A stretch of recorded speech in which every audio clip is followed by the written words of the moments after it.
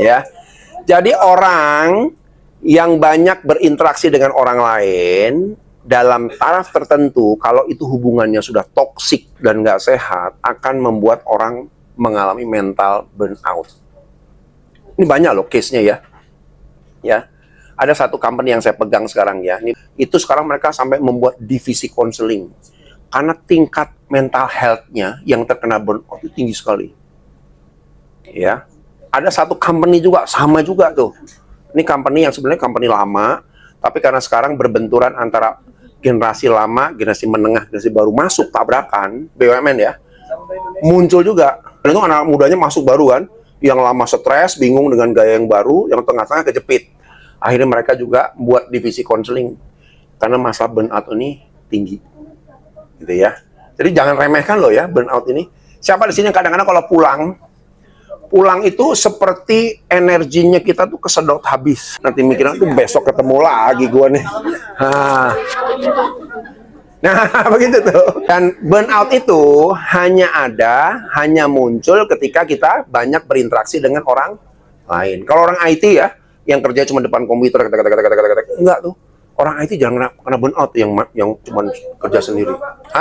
Itu IT yang banyak ketemu orang, dikomplain, printer, kabel, kena burnout. Tapi kalau programmer yang benar-benar hanya komputer, tingkat burnoutnya kecil. Jadi apa artinya? Burnout itu muncul pada orang-orang yang pekerjaannya bersentuhan dengan banyak orang. Apalagi dengan orang-orang yang toksik dalam tanda kutip ya. Nasabah bisa toksik nggak sih? Bisa. Toksik pertama, kata dalam industri jasa, itu adalah nasabah. Yang kedua, siapa? Toksik, sumber toksik. Bukan ternyata. Atasan. Yang ketiga baru tekan kerja. Jadi ini urutannya begitu tuh.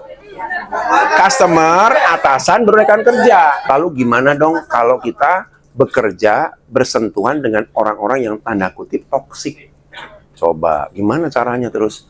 Sedangkan saya, kan nggak mungkin saya stres terus. Supaya saya tetap mental health, kesehatan mental saya tetap bagus. Gimana caranya? Satu, katanya mencari makna yang lebih dalam. Love your damai dengan diri sendiri. Kalau toksik, yang paling manjur, yang paling instan adalah menghindari orang.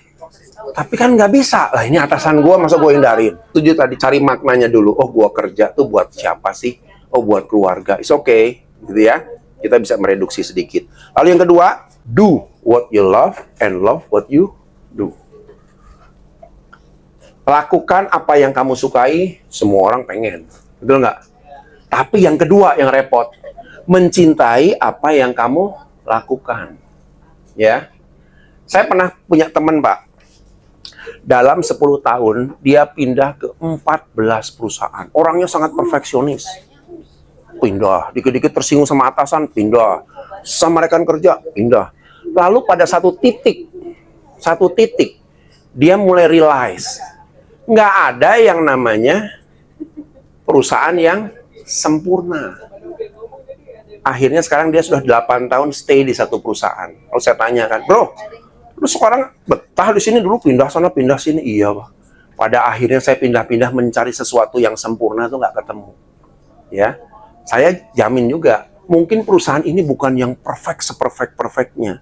Tapi ingat, belajarlah untuk apa? Mencintai apa yang kita lakukan. Cuman itu cara kita berdamai dengan diri sendiri. Saya banyak lihat perusahaan, berbagai jenis perusahaan, keluhannya itu juga kok. Kalau saya gini ya, saya ngelihat begini. Kadang-kadang iklim satu perusahaan ya itu tidak bisa diselesaikan hanya di antara kita karyawan, tapi juga harus diatur berdasarkan sistem. Benar nggak? Sistem harus jalan juga, Pak. Ya, jadi sistem itu harus bisa memantau ini si A ini punya perilaku yang seperti apa sih dan mengakibatkan apa sih. Nah, itu tugasnya HC. Di sini apa namanya? HR ya? HR harus tahu betul tuh. Wah, ini udah ada iklim relationship yang nggak sehat nih. Sehingga perlu ada orang-orang dari tim top manajemen yang hadir, menengahi, pihak ketiga menengahi.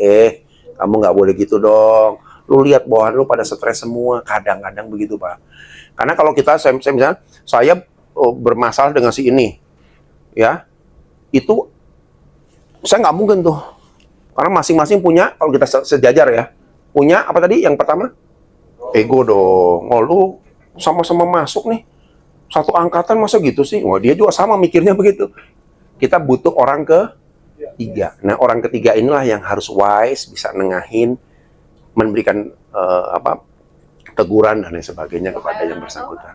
Kalau sistem itu harus dibangun kurang lebih ya seperti itu. Jadi saling mengingatkan, karena bagaimana juga kalau kita bicara tentang iklim ya. Iklim ini harus dibangunnya juga teamwork ya. Bukan oleh si A, si B, si C, tapi juga organisasi harus jadi payung untuk menjaga hal seperti ini, gitu ya. Saya kalau di kantor ada satu metode tuh ya. Saya di kantor punya satu sistem gini. Jangan pernah ngomong di belakang. Saya bilang gitu ya.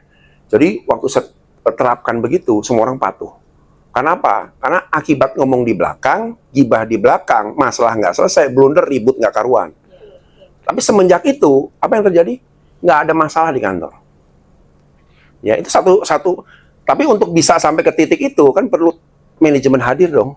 Manajemen yang hadir. Ingat ya, jangan ngomong di belakang. Anda punya masalah, ketemu saya, ketemu sama orangnya. Selesaikan segera. Titik. Terus kemampuan untuk responsif juga sama nih. Ya, responsif itu apa sih? Responsif begini ya. Kadang-kadang kita kerja itu seringkali berpikir dari sudut pandang sama kita. Bukan dari sudut pandang orang lain. Betul ya? Sehingga kita merasa bahwa, oh, yang saya kerjakan bener kok. Masa bodoh, yang penting gue udah beres kerjanya. Nah, ini nggak bisa nih. Kita dalam cycle satu organisasi, responsif itu artinya mikirin dulu nih.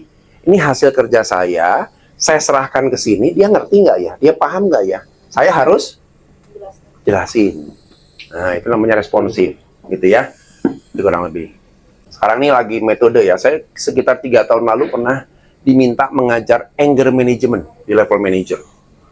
Anger management. Karena bosnya bilang, saya nggak tahu nih para manajer saya kok marah-marah dulu kerjaan sih ya. Dalam tekanan pressure yang tinggi, wah meledak-meledak terus tuh. Nah, ini kita terapkan anger management waktu itu ya. Lalu yang berikutnya, kita juga harus belajar untuk membangun yang namanya sikap.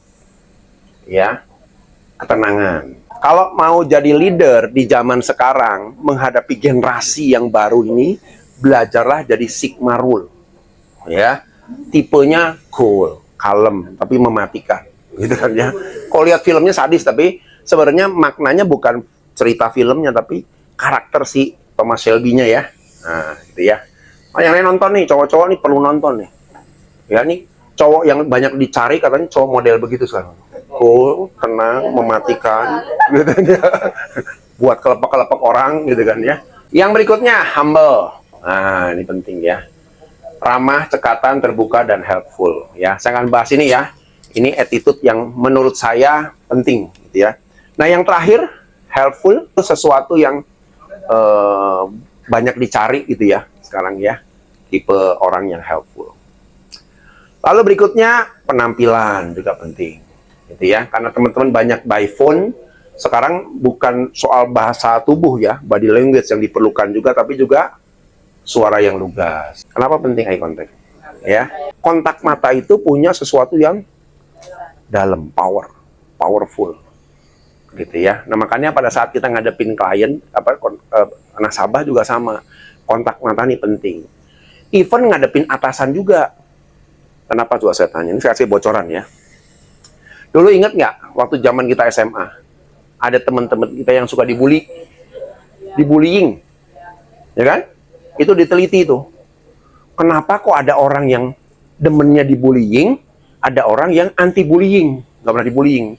Saya termasuk yang nggak pernah dibullying. Membuli kadang-kadang. Langsung pertanyaannya, kenapa ya? Coba kita lihat karakteristik orang yang suka dibullying sama temennya. Pendiam, apalagi mata ke bawah, 100.000. Penakut, takut, apalagi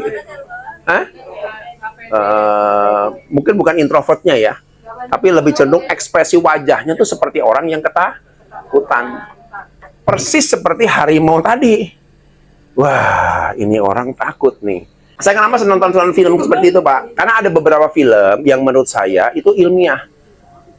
Ya, kayak film Ant-Man, coba. Itu bukan film fiksi ilmiah loh. Itu secara teoritis nanoteknologi itu yang memang seperti itu. Gitu ya. Jadi saya senang, oh ya benar juga ya. Nah, singkat kata, ya, yuk kita belajar mengekspresikan kita dengan keberanian kita untuk bukan melotot loh ya, bukan begitu Pak, menakut-nakutin malah. Tapi artinya tatapan mata kita tuh secara 60%, 70% tuh berani ngelihat orang. Coba lihat, orang akan mulai keder. Termasuk siapa? Iya Pak, siapa? Oke Pak, nah ini sasaran gue omelin terus nih, gitu. Tapi kalau iya Pak, oke Pak, saya catat ya Pak ya. Pak, itu yang kemarin gimana Pak? Oke, coba lihat. Mikir-mikir, ih ini orang berani natap gue ya.